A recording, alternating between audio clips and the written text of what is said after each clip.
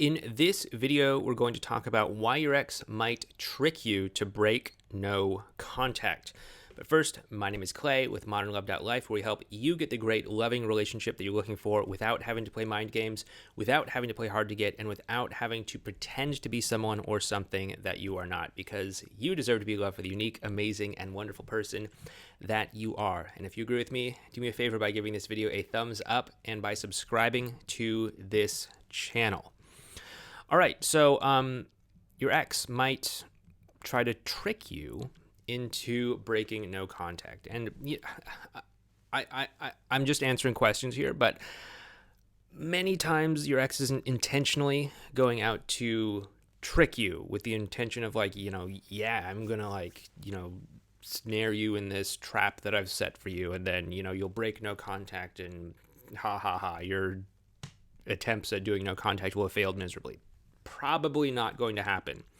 But what is most likely going on is that the simple act of going into no contact is a dramatic change in the dynamic between whatever was happening between you and your ex. And simply put, that shift in dynamic can cause your ex to be curious about what's going on, to perhaps contact you or reach out to you or, try to get in touch with you to kind of see hey, what's going on? Why are things suddenly different now? And so many times that could be what is happening here. Okay. And again, I'm hoping that you're doing no contact because you're trying to improve the connection between you and your ex.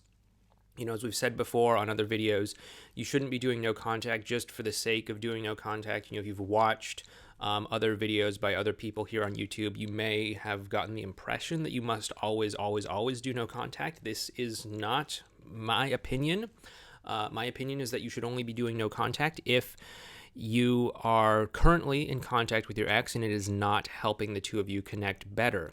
That is the only reason you should be doing no contact. If you need to catch up with my whole philosophy on no contact, we do have an entire playlist on the no contact rule, what we call active no contact. That is up there. I'll put a link to that in a video card, so check that out if you want to / need to.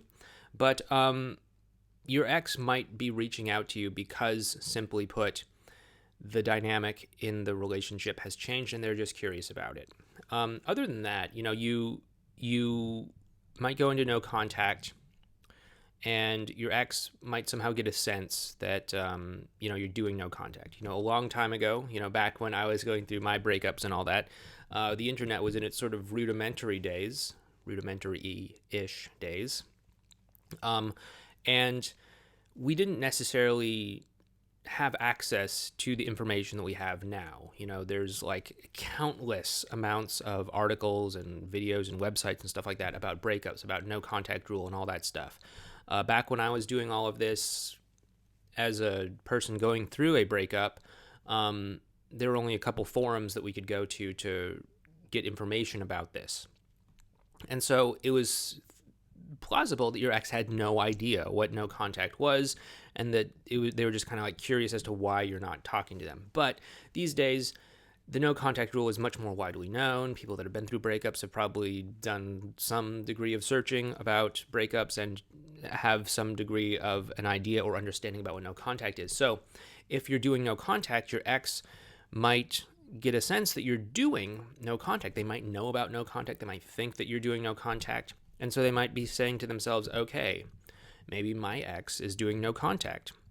What does that mean? And again, oftentimes after we go through breakups, people have this sort of competitive thing going on with their ex, where it's which one of us can move on faster? Which one of us can seem like we care the least? Which one of us can get into a relationship first? Which one of us can, seem like we have our life put together and the breakup impacted us as minimally as possible? Because whoever comes out like that, that's who wins the breakup. And I think it's a really stupid thing to do, but a lot of people kind of view breakups that way anyway. So it's a dynamic that we kind of have to deal with. And so if that might be kind of the context with which your ex might be trying to trick you into breaking no contact. It could be for the sake of trying to win this competition. Okay, so this could cause them to call you, to leave some sort of cryptic text message or something. I mean, like there's all these incredibly frustrating things that people do. Like maybe they'll call you in the middle of the night when you're asleep or something, and you'll wake up in the morning and you see, oh, I've got a missed call from someone, and then you call them back and it's they never answer or something. And it's like, well, what was going on? Why didn't you? And it's just these like little things that can cause you to come across like you have lost the competition, if you know what I'm saying. And so what you want to do is you want to realize that there's often this competitive dynamic that's happening. And you can realize, hopefully, if you're watching this video, this channel, then you are probably at least aware that this is a unhealthy game, and this is a game that you do not have to play. This is like a no-win kind of thing. It's like what they say: play stupid games, win stupid prizes. So what I'm saying is, you don't necessarily have to play this game of trying to win against your ex in some sort of bizarre, competitive, no contact kind of thing. Okay, so all I'm saying is, just opt out of this game. Don't think that you need to do no contact to punish your ex, that your ex is trying to bamboozle you into breaking no contact. That might be their intention, but you don't have to play. So again, we have this spectrum of collapse on one side, where you're basically, giving up your values, you're sacrificing your values for the sake of trying to make someone else happy. And then we have posturing on the other side, where you're giving up your values in order to put out an appearance of something, like I am some kind of macho badass or something. I'm someone who doesn't care about the breakup. I'm someone who's unimpacted by the breakup or whatever.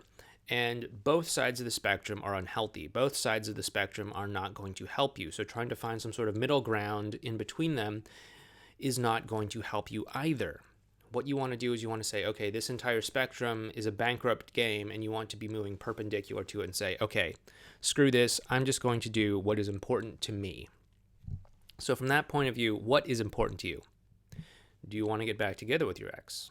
If so, what is it going to take to get you from point A to point B in terms of getting back together with your ex? For a lot of people, it is improving your communication, improving your emotional connection between one another, demonstrating to them that they're not walking back into the same relationship that they walked out of in the first place, and so on and so on. Is your intention to just kind of move on and live your own best life? If so, go ahead and do that, and don't get roped into this bizarre competitive game that people play, and just go live a great life, maybe meet someone, fall in love, all that stuff, and don't worry about this competitive game of like who came out on top, who came out worse, who cares the least, whoever cares the least controls the relationship, or any of these other like weird bankrupt game fortune cookie advice things that you hear out there. Just go ahead and move towards what you want. That is ultimately what I would recommend that you do, because we don't want to just get caught up in this messed up, bizarre, competitive dynamic between two people, okay? But again, that is a minority of situations. Most likely, if you're just doing no contact, it's just a shift in the dynamic that is causing your ex to say, hey, something's different here, what's going on? And so they're contacting you or something like that. If they're trying to provoke you through, posting things that they know that you're going to see on social media, or sending you these bizarre cryptic texts or phone calls in the middle of the night that they never respond to when you wake up in the morning or something like that, then okay, maybe that's them trying to play the bizarre competitive game, in which case, screw the game, just go after what you want, okay? And that's what I'd recommend. Now, oftentimes your ex may not necessarily want to play this game. They're just sort of like living in the context of our society and our culture, and that context says, okay, we need to do this with our ex, and they've never just consciously thought about it. And so if you can maybe sometimes shine the light on that and have them have some little introspection and think about this themselves, they can say, okay, that is kind of messed up. I don't want to play that game either.